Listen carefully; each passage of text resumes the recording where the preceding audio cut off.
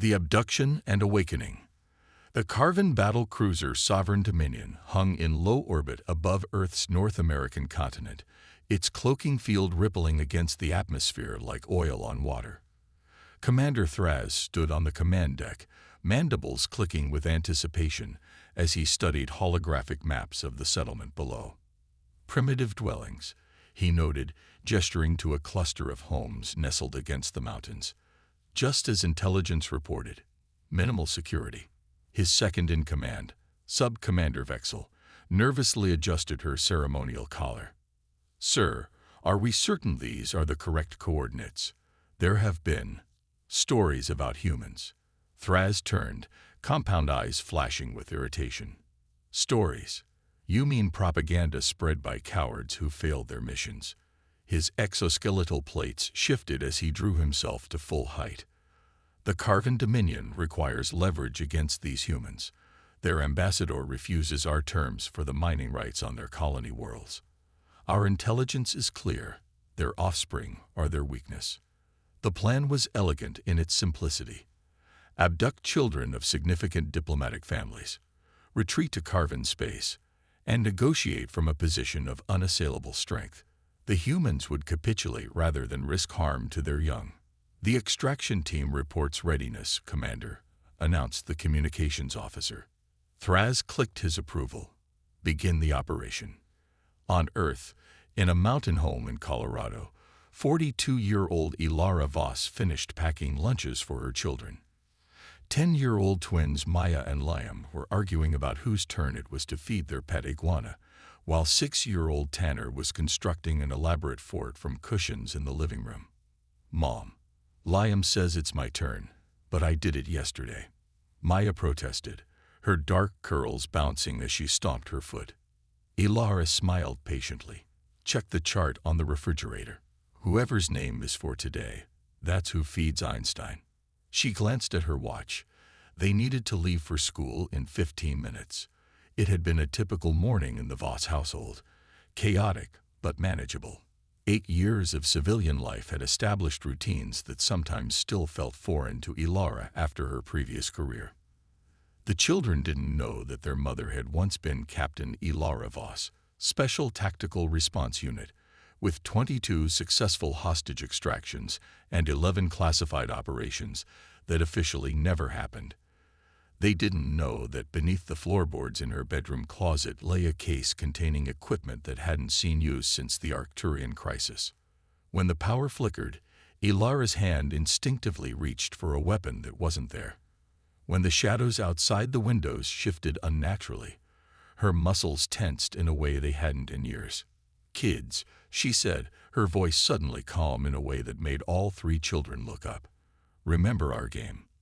The one where we pretend there's a storm coming." The twins exchanged glances. They'd practiced this game monthly since they could walk. "Get your go-bags," Liam said, already moving toward the hallway closet. "And stay together," Maya added, grabbing Tanner's hand. But they were too late. The air shimmered, and 4 figures materialized in the kitchen. Tall, insectoid, with iridescent exoskeletons and multiple limbs clutching energy weapons. Ilara moved with forgotten speed, pushing the kitchen table into the nearest alien and reaching for the knife drawer, but a pulse of energy struck her from behind. As darkness closed in, she heard Tanner's frightened cry and Maya's attempt to comfort him. "It's okay. T-Mom will come for us." "Mom always comes." Ilara awoke to silence. The kind of silence that parents know means something is terribly wrong. No bickering, no laughter, no sounds of play. Nothing but mountain wind through broken windows. She pulled herself up, fighting the lingering effects of the stun blast.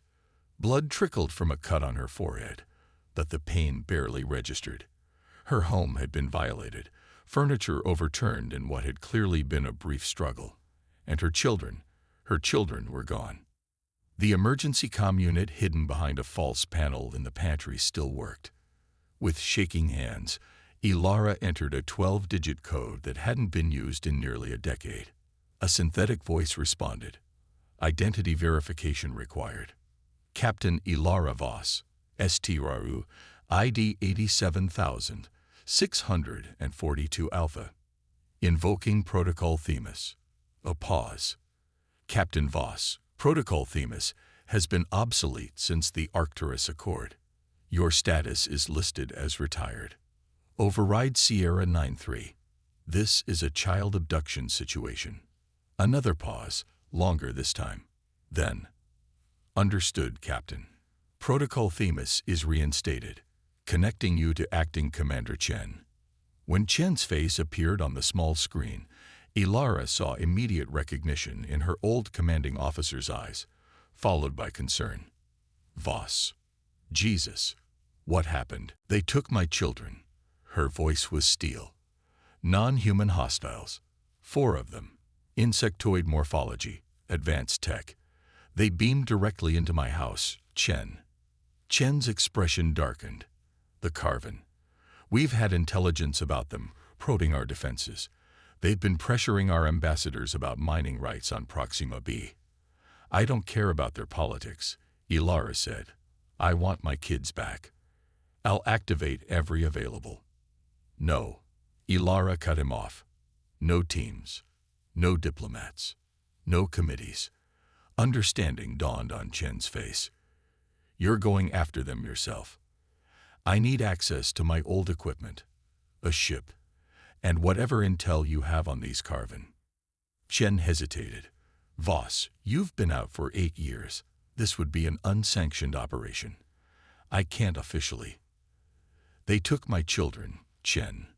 The words were spoken softly, but with such intensity that Chen fell silent. You know what I did during the crisis. You know what I'm capable of. Now these aliens will learn too. After a moment, Chen nodded. There's a prototype scout vessel at the Denver facility. Stealth capabilities, AI navigation system. I can have it prepped in 2 hours. He paused. The Carven have a hierarchical military culture. They respect strength and fear weakness. They've likely taken the children as leverage, which means they'll keep them safe. For now. 2 hours, Ilara confirmed. Send everything you have on the Carven to my secure channel. As she ended the transmission, Ilara moved to her bedroom closet, pulled back the rug, and opened the hidden floor compartment. The case inside was dusty but intact. She pressed her thumb to the biometric lock, and it hissed open to reveal her past life. The tactical suit still fit, its adaptive fabric molding to her body like a second skin. The weapons were exactly as she'd left them. Pulse pistol, vibro knife, neural disruptors. She strapped them on with practiced efficiency, muscle memory returning as if the years of peaceful parenting had been nothing but a brief interlude. In the kitchen, Ilara found one of Tanner's stuffed animals on the floor, a small plush penguin he called Commander Waddles. She picked it up, her grip tightening until her knuckles turned white. I'm coming, she whispered, tucking the penguin into a pocket of her tactical vest. Hold on, babies. Mom's coming. Aboard the Sovereign Dominion, the human children had been placed in a containment chamber designed for valuable biological specimens. The twins sat protectively on either side of Tanner, who clutched a small device he'd managed to hide in his shoe, a tracking beacon disguised as a digital pet toy that Ilara had given each child years ago. Commander Thraz observed them through a one-way energy field. Remarkably calm for primitives, he noted to Vexel. I expected more emotional distress. Sir, Vexel ventured, there's something I should mention about the adult female at the dwelling. When the team reported in, they indicated she displayed unusual reflexes and combat awareness before being neutralized. Thraz dismissed this with a wave of his upper limb. Irrelevant. Even if she had some military training, she's a single human against a battle cruiser. Our message has been sent to their authorities. They will comply with our terms. In the containment chamber, Maya leaned close to her brothers. Remember what Mom always says about staying calm in emergencies. Liam nodded. The quieter you become, the more you can hear. Tanner looked up at his siblings, eyes wide but dry. Mom's gonna be really mad at these bugs, he whispered. She's gonna go full mama bear. Despite everything, The twins shared a small smile. Their little brother didn't know the half of it. At the Denver facility, Ilara stood before the scout vessel that would take her to the stars. Sleek and predatory, it looked nothing like the bulky transport ships used in civilian space travel. This was a hunter's craft. "The Nemesis," Chen said, approaching from behind. "Fastest thing we've got. The onboard AI can handle navigation and life support, freeing you to focus on the mission." "You tracked the Carven ship?" Chen nodded. "They're heading for the Carven homeworld, about 3 days' journey at their current speed." He handed her a data crystal. "This contains everything we know about Carven physiology, culture, and technology. Also included are the latest scans of their ship, the Sovereign Dominion." Ilara took the crystal. "Thank you. The ship is loaded with enough firepower to start a small war," Chen added, "though I'm hoping it doesn't come to that." "It will if they resist."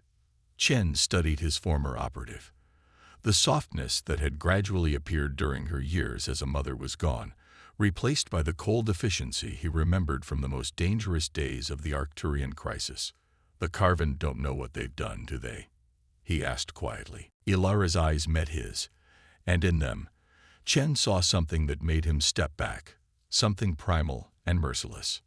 "No," she replied, "but they're about to find out what happens when you take a human mother's children." As the Nemesis broke atmosphere, accelerating toward the stars with a vengeance, the Carven remained blissfully unaware that they hadn't captured bargaining chips. They had awakened a predator. The hunt and reckoning.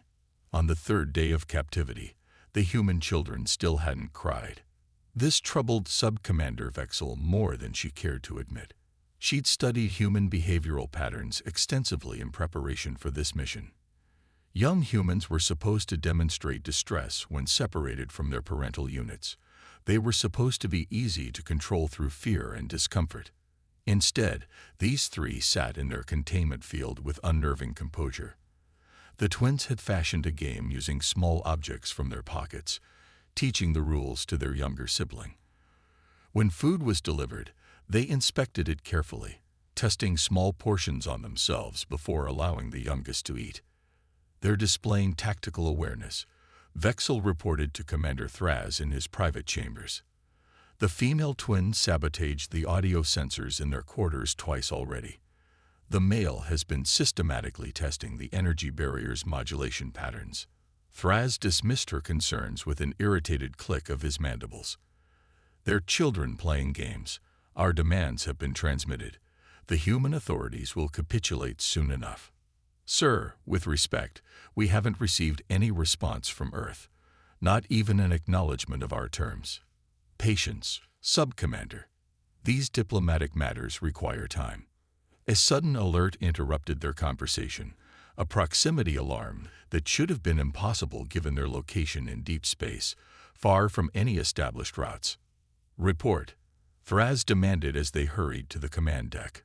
The sensor officer's appendages moved frantically across the control interface. "Unknown vessel approaching at high velocity, sir.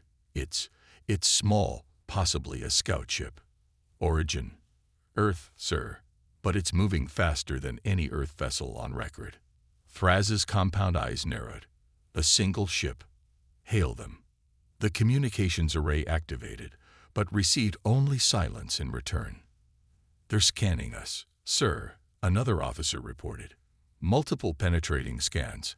Our countermeasures aren't blocking them." For the first time, Thraz felt a flicker of unease. "Raise shields.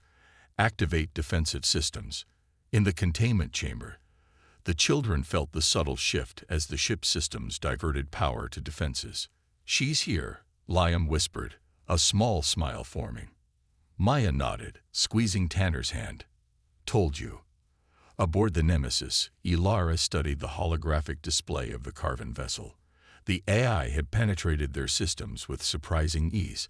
Their technology was advanced, but focused primarily on offense rather than cybersecurity. She'd already downloaded their ship schematics, life support configurations, and most importantly, the exact location of her children.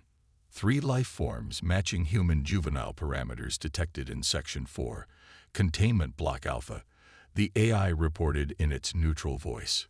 Vital signs stable. No indication of physical trauma. Ilara exhaled slowly. They were alive and unharmed. Step 1 complete. Incoming weapons lock, the AI warned. Carven vessel preparing to fire. Evasive pattern Delta. Ilara commanded. Deploy countermeasures and execute infiltration sequence. The Nemesis moved like a predator, darting beneath the larger ship's firing arc while releasing a cloud of microscopic drones.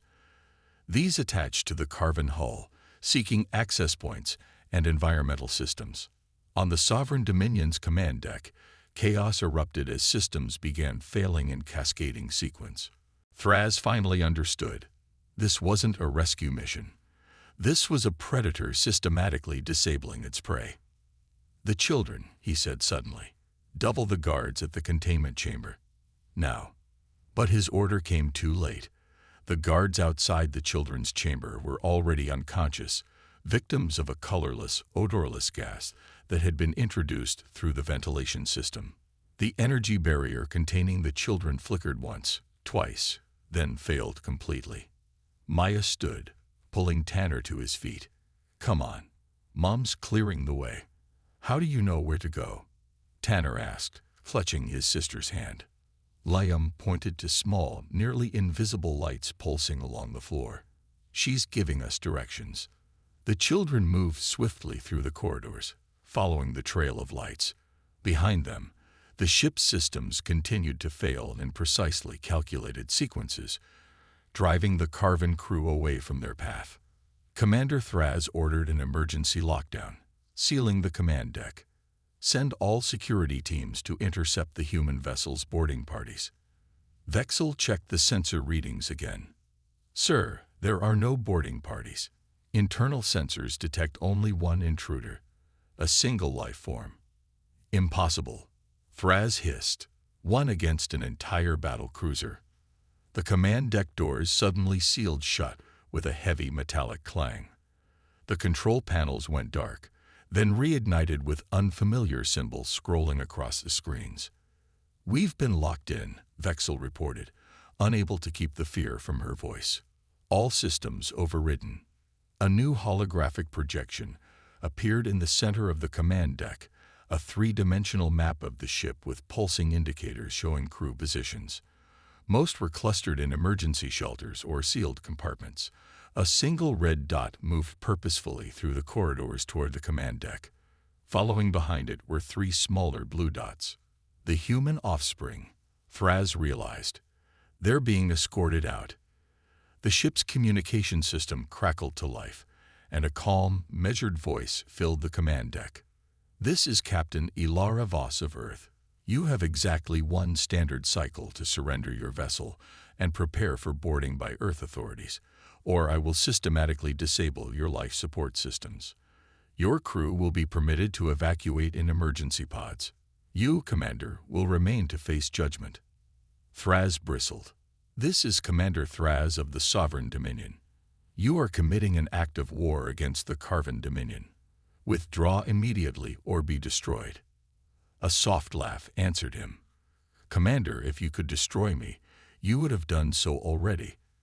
Let me be clear, you took my children. Where I come from, that is the act of war." The transmission cut off. Moments later, the environmental controls on the command deck began to malfunction. The temperature dropped rapidly as oxygen levels thinned. "She's suffocating us," Vexel gasped, mandibles clicking in distress. Thraz fought against rising panic. "Restore communications. I want to speak with this human." When the system finally responded, Thraz struggled to maintain his commanding tone despite the increasingly thin air. "Captain Voss, this was a diplomatic mission. The children were to be leveraged for negotiations only, never to be harmed." "Commander Thraz," Ilara's voice was ice. "In human culture, we have a saying. The road to hell is paved with good intentions. Your intentions are irrelevant. Your actions have consequences." On a secondary deck, Ilara moved efficiently through the corridors, her tactical suit adapting to the ship's atmosphere. Behind her, The twins guided Tanner, following their mother's precise instructions. "Stay close," she told them without looking back. "We're nearly at the extraction point." Maya studied her mother's movements with a mixture of awe and recognition. This wasn't the mom who made pancakes on Sundays and fussed over homework. This was someone else entirely, someone dangerous and lethal, moving through an alien warship as if it were her natural habitat. "Mom," Liam whispered, "are you going to kill them all?" Ilara paused, turning to face her children for the first time since boarding. Her expression softened momentarily. "No, honey. I'm going to teach them a lesson they'll never forget." Her voice hardened again. "But first, I'm getting you home." The Nemesis had attached itself to a secondary airlock, creating a secure passage for evacuation. As they approached, Ilara activated her neural link to the ship's eye. "Status report. Carven crew confined to designated areas. Life support stable but manipulable in all sections. Command deck isolated. 97% of ship systems under our control. Prepare for immediate departure once we're aboard." At the airlock, Ilara quickly checked each child for injuries before securing them in the Nemesis. "The ship will take you to the rendezvous coordinates. Commander Chen is waiting there with a medical team." Tanner looked up, suddenly alarmed. "You're not coming with us." Ilara knelt before her youngest. "I have one more thing to do here, baby. I'll be right behind you." "Promise." Tanner held out his pinky finger. Ilara linked her pinky with his. "Promise. Now go with your brother and sister." As the airlock sealed, and the Nemesis detached with her children safely aboard, Ilara turned back to face the interior of the carven vessel. Her expression shifted, all traces of maternal softness replaced by cold, methodical purpose. On the command deck, the remaining officers watched in terror as their ship's systems came back online one by one, but remained beyond their control. The holographic display now showed the Nemesis departing with the human children aboard. "She's leaving," Vexel said, relief evident in her voice. "The human is retreating." Thraz wasn't convinced. "Scan the ship. Find her." Before the sensor officer could comply, the doors to the command deck slid open. Ilara Voss stood in the entrance, pulse pistol held casually at her side. "Commander Thraz," she said, stepping onto the deck, "we need to talk about boundaries." What followed wasn't a battle but a lesson, a carefully orchestrated demonstration of human capabilities that would be reported back to the Carven Dominion. Ilara moved through the command crew like a force of nature, disabling each officer with precise, non-lethal strikes. Only Thraz and Vexel remained conscious, forced to watch as a single human systematically demonstrated their vulnerability. "I could kill you all," Ilara said, standing before Thraz. "I could destroy this ship and everyone on it. That would be the Carven way, wouldn't it? Total domination." Thraz remained defiantly silent. "Instead, I'm going to let you live to deliver a message." She leaned closer. "Humans don't negotiate with child takers. We hunt them. Remember that the next time your Dominion considers using children as leverage." She turned to leave, then paused. "Oh, and Commander, I've left you a gift in your ship's database, a complete record of how one human mother defeated your entire battle cruiser. I suggest you study it carefully." After Ilara's departure, the Sovereign Dominion drifted in space for 3 days before emergency power was restored.